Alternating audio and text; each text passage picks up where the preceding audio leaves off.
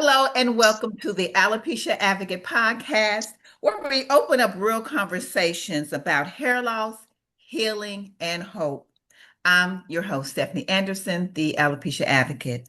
This is a space for education, empowerment, and breaking the stigma around hair loss and other forms of appearance related issues. Together, we will explore stories, science, and strategies that can help us all see beauty, strength, and confidence in a new light. Our special guest today is Dionne Molden, and we're going to dive into her journey, her insights, and what drives her work to support and inspire others. But first, allow me to share a little bit about our guest today. Dionne Lindsay Molden is a cosmetologist, licensed educator, and trichology specialist with more than 30 years of experience in hair loss and hair restoration. Over the course of her career, Dionne has specialized in non-surgical hair replacement, prevention, and solutions for men, women, and children. Her commitment in this field runs deep. After witnessing her younger sister face severe hair loss during chemotherapy at just 26 years of age, Dionne was moved to explore innovative approaches that went far beyond her traditional training. That personal journey shaped her into a pioneer within the hair loss industry. Dion is an active member of the American Hair Loss Council and the Children with Hair Loss Foundation. She has also facilitated the American Cancer Society's Look Good, Feel Better program and has been recognized for her outstanding achievements. In addition, she holds a certificate of achievement in stem cell regenerative scalp micropigmentation. Please join me in welcoming Dionne Lindsay Molden to the Alopecia Advocate podcast. Hi, Dionne. Hi, Stephanie. How are you today? I am doing great. It's so good to see you. Nice to having me. So today's really our subject is going to be just bringing a little bit more awareness and sharing how we advocate for those working and dealing with hair loss and alopecia. And I could possibly, the first question I had was going to be on personal reflections. And in the bio, I pretty much already read what motivates you. Can you kind of talk a little bit about um, your sister and what it was that really compelled you to begin this trek when it came to hair loss? Well, I should start by saying back in the early 80s, 90s, there wasn't much for people suffering with hair loss. My sister was only 26 years old. And back then, we didn't have so much nice wigs and hair pieces. So it was a challenge for me to have her going through such a devastating illness and still try to have her looking good. So that's what deepens my insight of trying to find some kind of solution where I could have her going through this process, feeling better about herself, at least even an outside appearance, dealing with the cancer.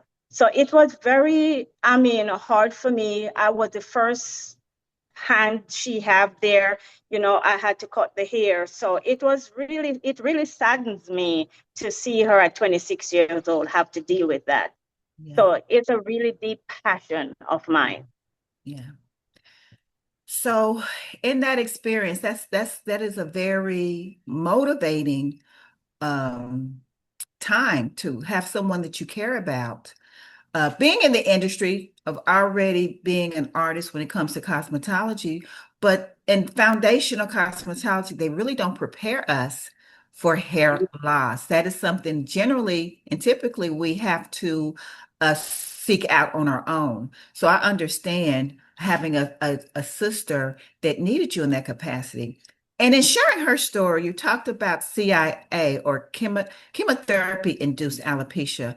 But we know that there are so many forms and types of hair loss, different types of alopecia. What do you think? Do you see sometimes a difference in how people respond to people who've lost their hair as a result of chemotherapy or radiation treatments, versus those people who may have other forms of alopecia like areata or a universalis, totalis, trichotillomania? Do you kind of see a difference in how people react to chemo hair loss versus any other type of alopecia? It is a difference because with chemotherapy, most times, in most cases, I see where people lose the entire, hair. In other types of alopecia, sometimes you can cover it up, because I have another personal experience with another, close family member with alopecia areata. But it was different because we could, she was going through a stressful times, and usually during stress, alopecia areata, that's where you get most of your attacks.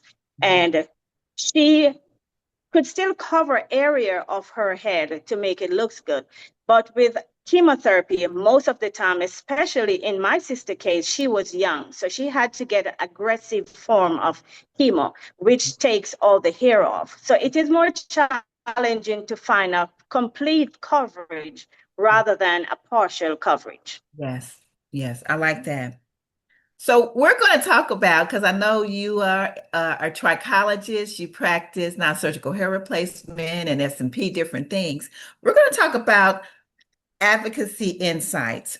In your area of expertise, Dion, what do you believe are the most important steps to raise awareness about alopecia and support those who are affected by it? Well, for me as a trichologist and having to see and deal with so many different forms of hair loss, I think we need more media coverage. We need more education about alopecia, for the awareness, because we need to have let people know that alopecia, in some alopecia can be a medical condition.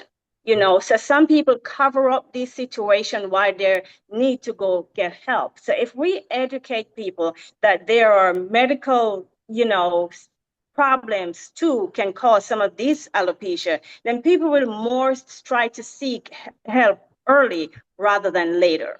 Yes, I agree.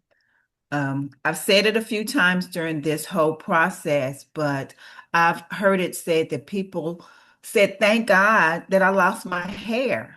And it sounds crazy. It kind of sounds like, what do they mean by that? But it was an indicator that something was wrong. That was their first symptomology, losing their hair, that there was something else Mhm. going on that they need to address. So I appreciate the fact that you did bring that up, that it's a diagnosis and it lets us know that there's something that needs to be looked at dealing with the body systems. Yes. Mhm. So, in sharing your sister's story as a young lady, first of all, going through the rigors of chemotherapy because she had cancer, but in the scope and process of that, she lost her hair. And, society, now, I guess my question I was asking earlier, it seems like in my experience, I've seen people have a little bit more compassion for people who lost their hair due to chemo versus other types. That was kind of the question I was asking. But the question now is about when it comes to stigma. It seems like, what do you think we can do to break the stigma in regards to any type of alopecia to help Well, for society me, better understand it? Yes. yes. And to me, it still comes back to education, to come back to knowing that these people did not brought this on themselves. Yes. This is not something that you can prevent. There is some alopecia, like traction alopecia, where that is caused from pulling off the hair. But there are many forms of alopecia that you have no control over, and we are still, just the baby stage of finding out a lot of reason why some people lose these hair for these different kind of alopecia. So I think we need more research. I Yeah. think we need to be aware that, these people have feelings and give them some empathy, you know. For Yes. me, in my practice, I make sure that everybody who walks through the door feels safe, feel secure, feel like it's a place where they can, let their guards down. I try to educate them that this is not something that you need to be ashamed of, because once you bring it out in the public, then you can get help. Then we will get some of these, the people who are in charge of doing all of these research to know that this is not just a cosmetic thing. This is something that really need real change, and people are there that doesn't even have insurance to cover some of these treatments Mm. because it is not considered as something medically.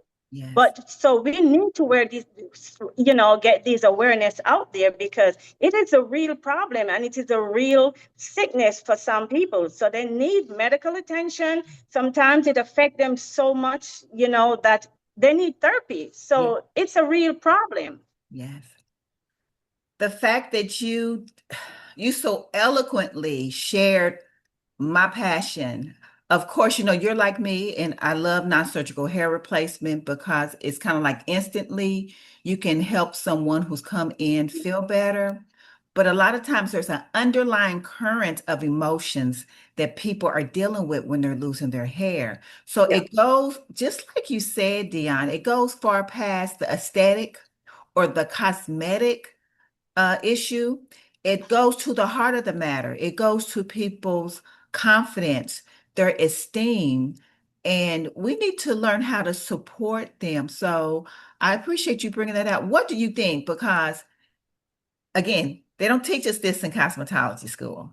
This is That's true. something that you have to, do your due diligence and do more studies in order to procure. What would you do just for even cosmetologists or barbers or anyone in the beauty industry that works with people? What type of suggestion would you have for them if they would see someone that is maybe dealing with alopecia and how to support them?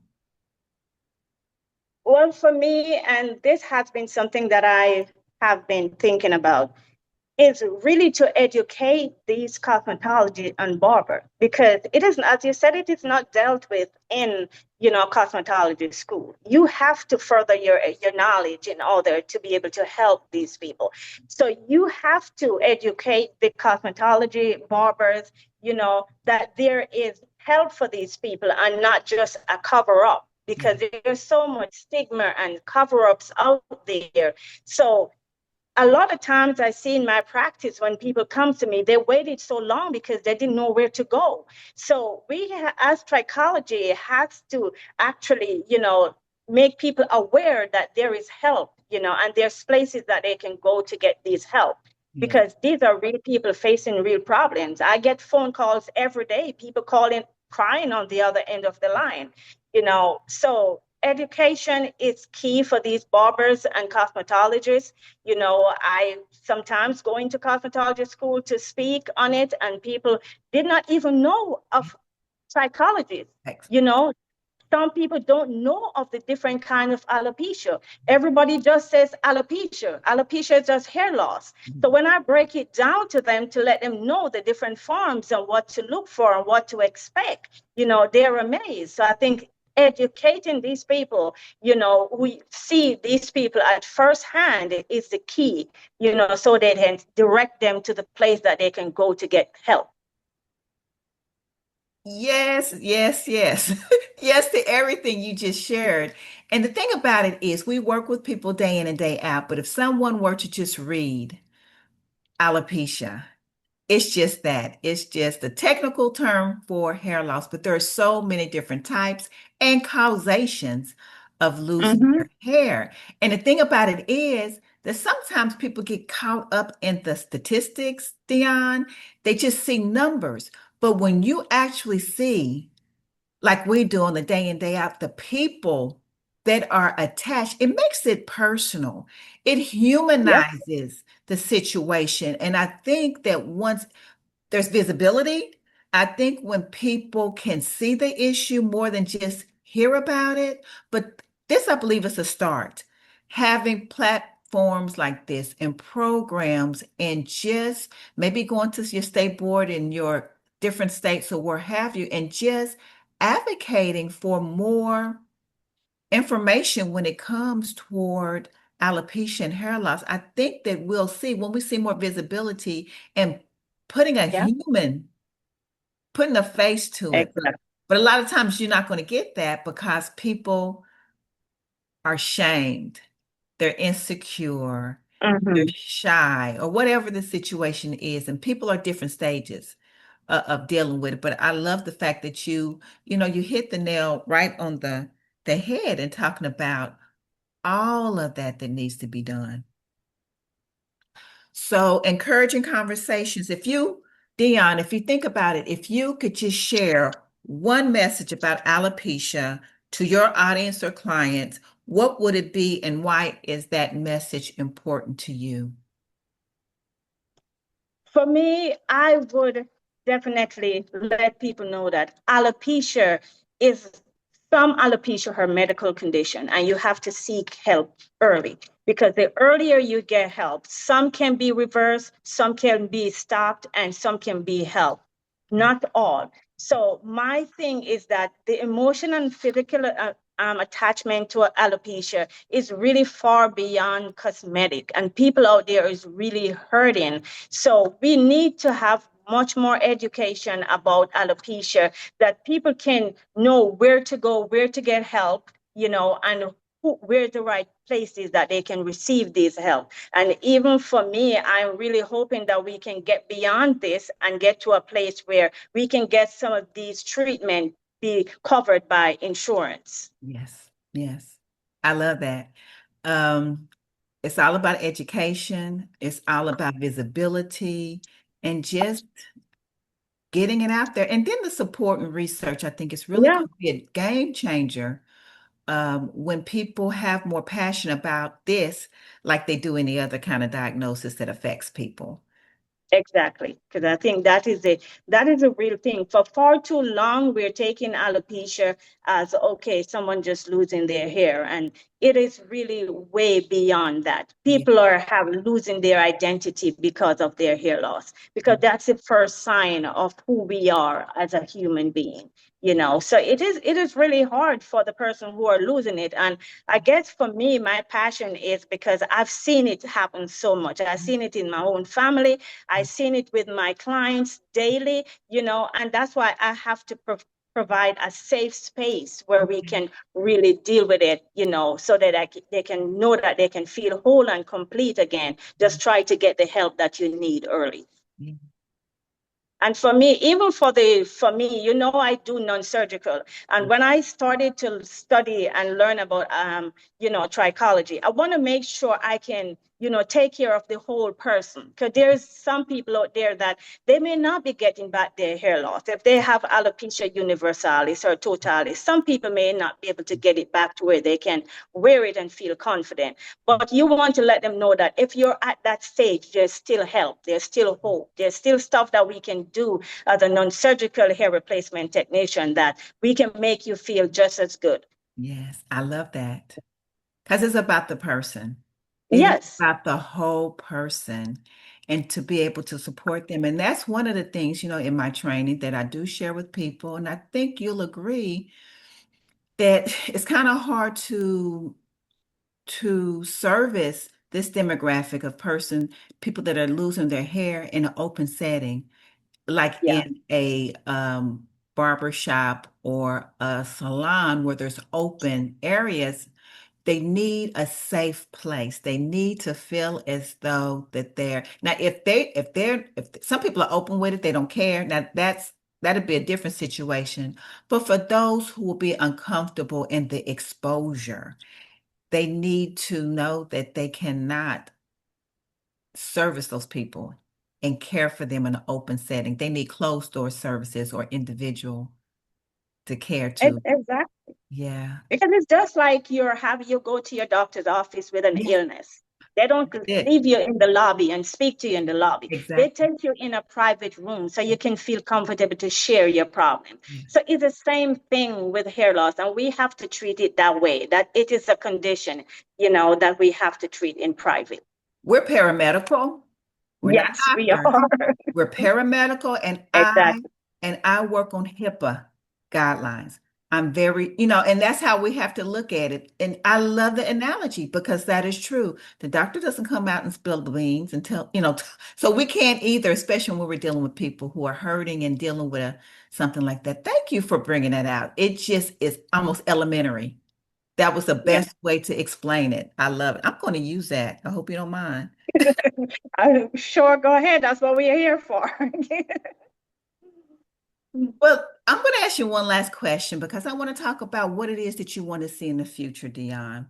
So, looking ahead, if you look to the future, Dion, what changes or advancements would you like to see in the conversation around alopecia that would benefit those people who are currently affected by it?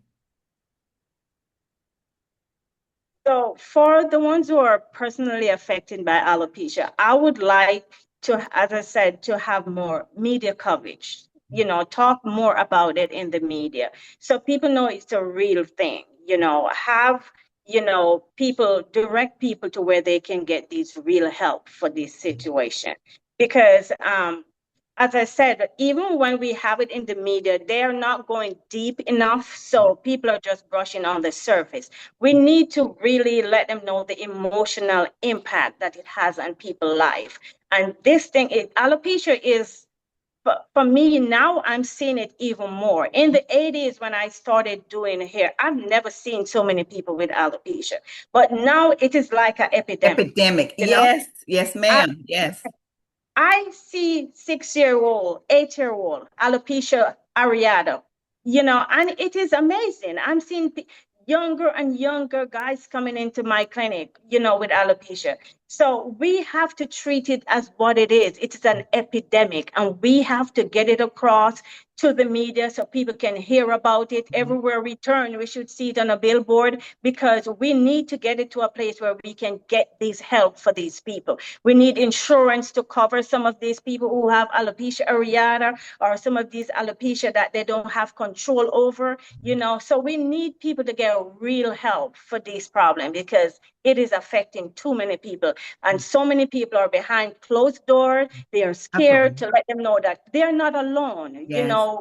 they're Yes. not alone. And we are here willing and ready to take that journey with them as trichologists. Yes, I love it. Well, when it comes to your future concerns, you're taking the first step now and advocating and putting your voice out there and sharing with people on this podcast because that's where the conversation starts. We just need to start Yeah, talking about it and hopefully, Dion, this snowballs and we start to see real action and change.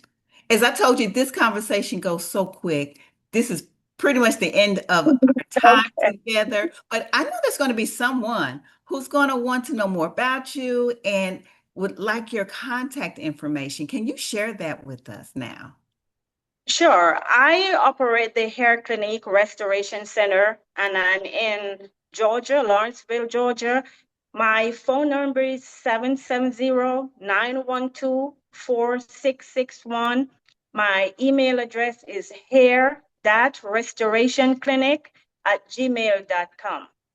I can be reached there anytime, any day. I will respond because this is a deep passion of mine to help whoever I can. I love it. National Alopecia Awareness Month is September, but you and I, we work with people every single day in this regard. So this is a step. Sure. But this is the end of this episode. Again, thank you, Dion. And until next time, everybody, take care and be blessed. Bye bye.